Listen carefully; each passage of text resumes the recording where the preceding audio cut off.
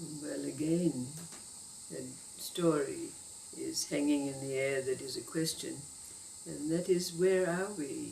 What is it that's present when we no longer have a need to try? And there are several more Zen stories that test us because they bring up questions that are to be asked. And the first story is about that Zen master, Master Ronin. And Master Ronin took up residence as the abbot of a monastery situated in a location where there were a number of samurai living. Now, Master Ronin was known and revered far and wide, and besides that, the samurai, or some of the samurai who were resident in that area, were drawn to him to learn Zen. But one day, when they were sitting around at tea, that is the master and the samurai, one of the samurai spoke up and said to Master Ronin, "Master, there is no doubt that you are a supreme master of Zen, but there's no way that you could best us because we're professionals at the way of the sword." Master Ronin said, well, I'm happy to joust with you. Oh, they were very surprised indeed. But one of the samurai handed a sword to Master Ronin. He said, no, I'm a Buddhist, I practice non-himsa, non-hurting. I would not handle a sword. But he took out of his belt what is one of the little fly whisks that the Japanese carry around with them. He said, well, I'll use this, but don't worry, if you hit me, I'm not going to blame you because I don't have a weapon in my hands. Now, one after the other, the samurai came along with their sword and tried to get Master Ronin, but his whisk was far faster than any of their swords, so one after the other, he beat the samurais as they came along, much to their very great surprise. But when Master Ronin went back to his monastery, because he had several attendant monks who were with him and had observed what had taken place, one of the monks said to Master Ronin, there is no doubt and no question that you are a master of Zen, but tell me, how did you beat those samurai? And Master Ronin replied, when we have true insight and an absence of discrimination, we know the ways of the sword.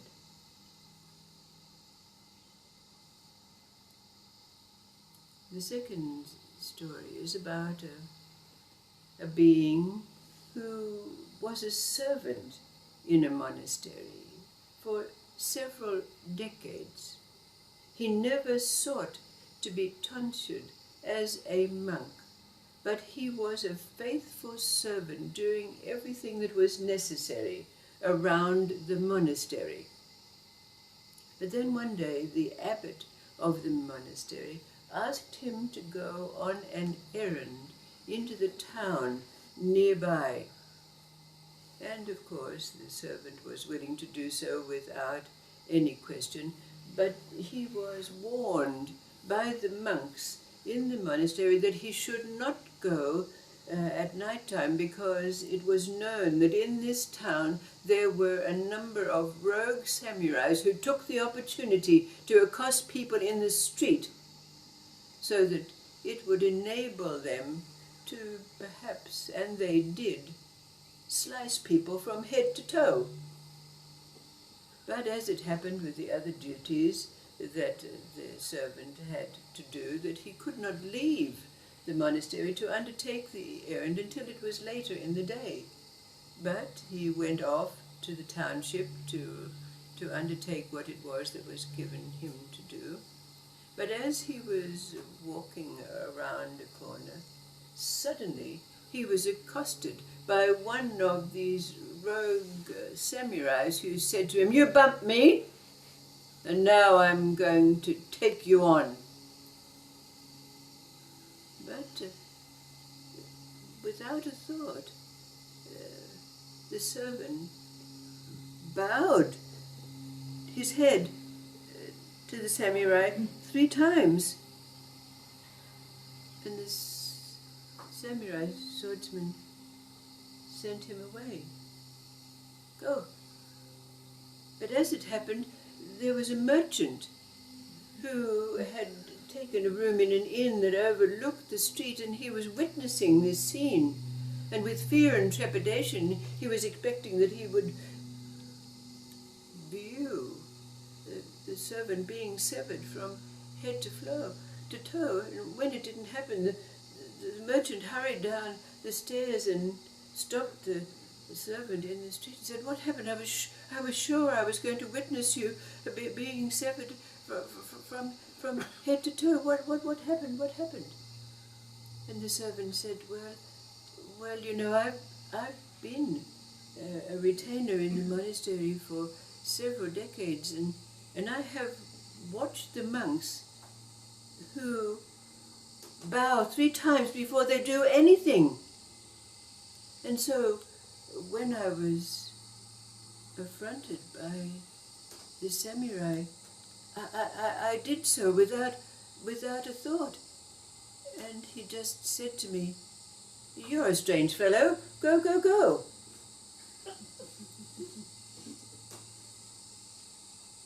So the questions that arise for us out of these 2 simple stories is, what is this true insight and absence of discrimination? And also, what is the meaning of bowing 3 times before doing anything? So that in any situation, like with the servant, it just happened. And the samurai capitulated. What is the deep meaning of this for us? What is this true insight? Perhaps we can recognize what the absence of discrimination is, but the significance of bowing 3 times before undertaking anything? What is your take on this?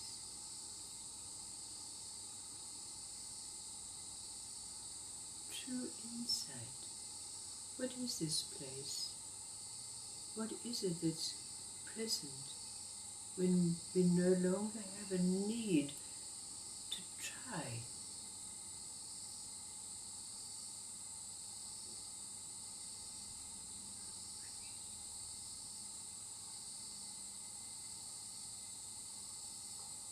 Tibetan monks bow 3 times, and each time they first start like this, which is to release their thinking, and then they go to their mind, to release them, open their mind, then to their speech, to neutralize their speech, and then to their heart, to neutralize their heart, and then they bow. And they do that before they participate in meditation or discussion.